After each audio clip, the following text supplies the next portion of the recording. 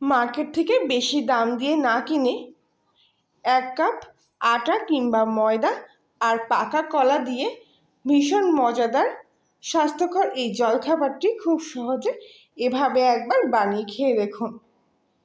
আপনার অনেক টাকা খরচের হাত থেকে বেঁচে যাবেন। একবার খেলে সবাই রোজ বানাবার জন্য দেখবেন আবদার করছে। আর সেজন্য প্রথমেই আমি একটা মিক্সিং বোলের মধ্যে নিয়ে নিয়েছি 1 চামচ মতো ড্রাই ইস্ট। আর এবার এখানে নিয়ে নিয়েছি ছোট রকম বাটির 1 বাটির মতো ঈষৎ উষ্ণ গরম দুধ। এবারে এই দুধের সাথে ইস্টটা খুব ভালো করে মিশিয়ে নেব, যাতে ইস্টের দানাগুলো এই দুধের সাথে একদম মিশে যায়।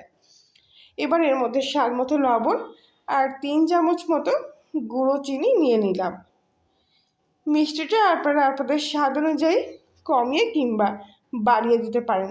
আর যদি একদমই মিষ্টি খেতে পছন্দ না করেন তাহলে চিনির গুঁড়োটা পুরোপুরি স্কিপ করতে পারেন।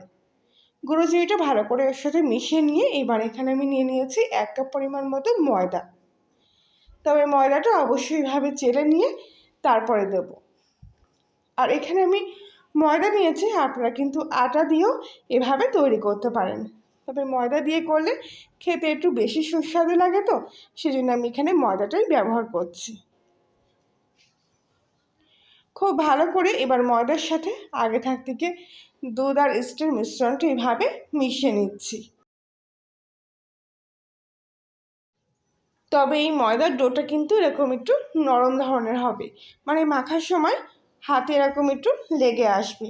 ঠিক এরকম করে কিন্তু মাখতে হবে, একদম শক্ত খামি করলে কিন্তু হবে না। এই অবস্থায় ময়দার খামিটা এরকম এক জায়গায় করে নিয়ে এসে এবার এরকম একটা প্লাস্টিক দিয়ে কাচের বোলটা আমি ঢেকে নিচ্ছি। একটা গার্ডার দিয়ে মুখটা আমি ভালো করে সিল করে নিয়েছি। আর এই অবস্থায় আমি 1 ঘন্টা মতো এটা রেস্ট রেখে দেব। আর ততক্ষণে এখানে আমি 4টে পাকা কলা নিয়ে নিয়েছি। এরকম মোটা সাইজের বড় বড় কলাও নিতে পারেন আপনারা, আবার যদি সরু কলা নিতে পারেন তাহলে সেটাও নিতে পারেন। আপনাদের পছন্দ মতো যে কোনো পাকা কলা নিলেই কিন্তু চলবে।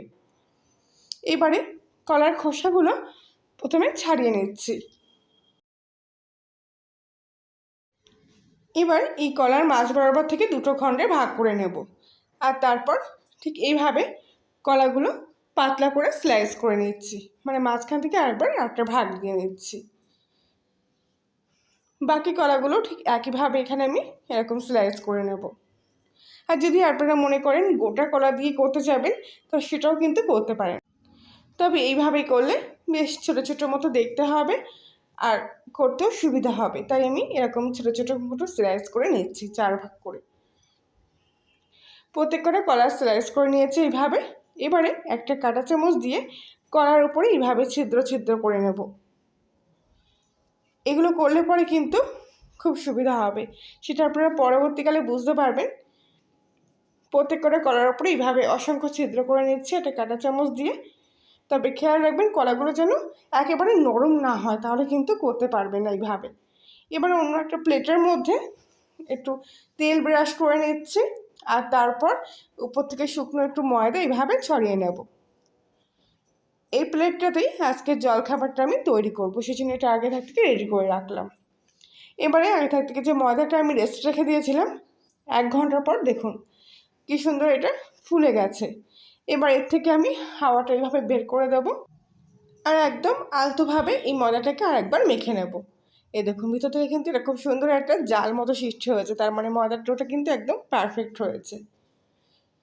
এবার হাতের মধ্যে সামান্য একটু তেল নিয়ে খুব ভালো করে আর একবার মাখবো, তাহলে কী হবে হাতের মধ্যে আর লেগে যাবে না, আর যেটুকু বাটির গায়ে লেগে আছে সেটাও কিন্তু উঠে আসবে।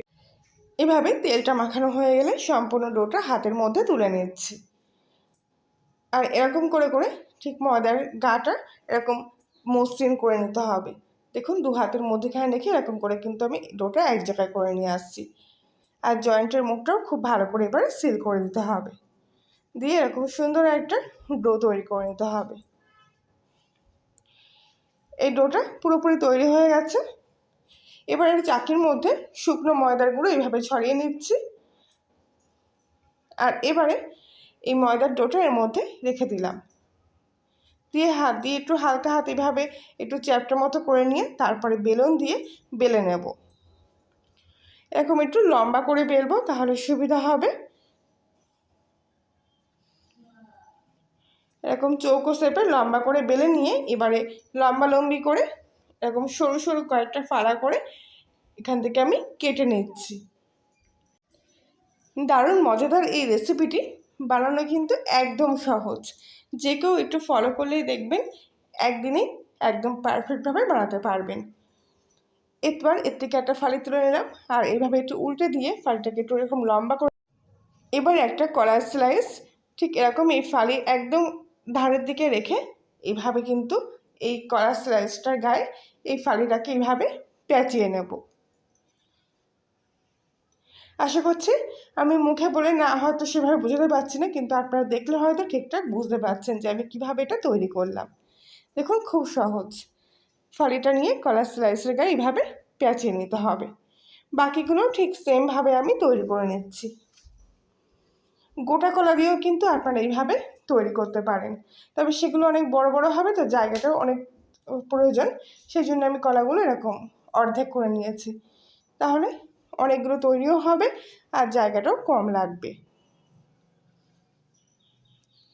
বাকিগুলো ঠিক পরপর একইভাবে তৈরি করে নিয়েছি, আর এক এক করে এই প্লেটটার উপরে সাজিয়ে নিয়েছি। ঘন দুধ ওপর থেকে এগুলোর উপরে ব্রাশ করে নিচ্ছি, তাহলে কালারটা সুন্দর আসবে। সবগুলো এইভাবে তৈরি করে নিয়েছি। এবারে একটা কড়াই গ্যাসের চুলায় বসিয়ে দিয়েছি।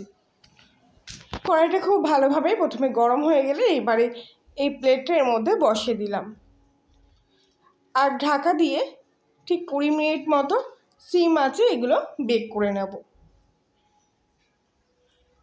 20 মিনিট পর আমি ঢাকনাটা খুলে নিচ্ছি, আর দেখুন এগুলো কত সুন্দর একদম ফুলে উঠেছে, পুরো বেলুনের মতো কিন্তু হয়ে গেছে। আর একটু হাত দিয়ে এইভাবে একটু চিপে দেখে নেব যেগুলো এরকম স্পঞ্জি হয়েছে কিনা আর ওপর থেকে শক্ত হয়ে গেছে কিনা। এ দেখুন একদম কিন্তু স্পঞ্জি মতো হয়েছে। এইবারে এই অবস্থায় এর উপর থেকে হালকা করে একটু অয়েল ব্রাশ করে নিচ্ছে, আর ওপর থেকে সুন্দর একটা কালার চলে আসার জন্য এই প্লেটটাকে পুরো এই গরম কড়াইয়ের মধ্যে উল্টে দেব। আর এবার গ্যাসের ফ্লেমটা লো টু মিডিয়াম আঁচে রেখে 5 মিনিট মতো ঢাকা দিয়ে আবারও এটা বেক করে নেব। 5 মিনিট পর ঢাকনাটা খুললাম,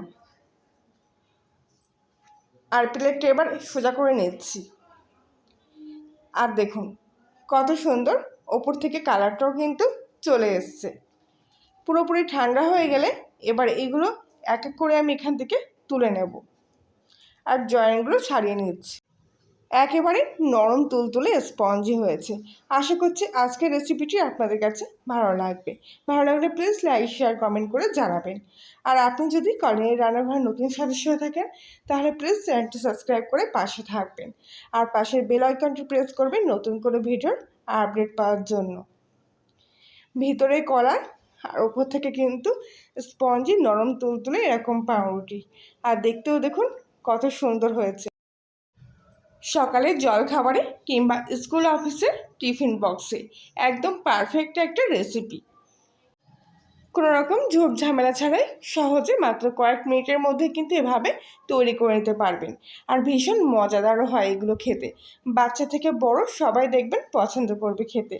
এখান থেকে আমি একটা ভেঙে নিয়ে দেখাচ্ছি, দেখুন কত সুন্দর ওপর থেকে এরকম স্পঞ্জি নরম পাউরুটিটা, আর ভিতর থেকে কলাটা কিন্তু একদম এরকম গলে গিয়ে ক্রিমের মতো হয়ে গেছে।